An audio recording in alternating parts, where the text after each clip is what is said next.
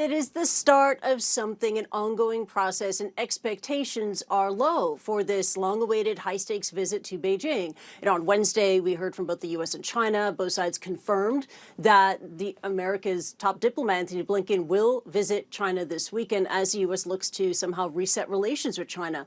This was a trip originally scheduled for February, but was postponed because of the Chinese balloon incident. This will be the first visit by U.S. Secretary of State to China in 5 years, and the two sides did not say which officials Blinken would meet. Now, a senior State Department official says that Blinken is expected to discuss the situation in Ukraine and also to reiterate a call for peace and stability in the Taiwan Strait. The official was also cautious about the prospect of progress. Let's bring up a statement for you. This is what we heard from Daniel Kritenbrink, Assistant Secretary of State. He said, "We're not going to Beijing with the intent of having some sort of breakthrough or transformation in the way that we deal with one another.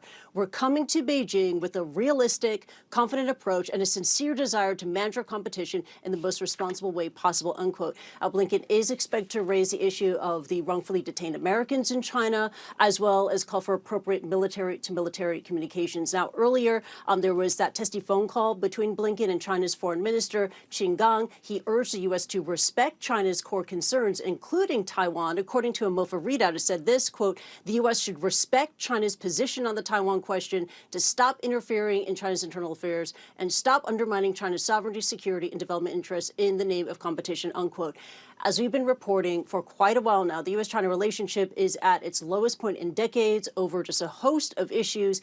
And U.S. officials, they are hoping that this trip will pave the way for more bilateral meetings, including a possible trip by the U.S. Treasury Secretary Janet Yellen. In fact, this week, Yellen told U.S. lawmakers that, quote, decoupling would be a big mistake, and she called for more cooperation with China. Back to you, John.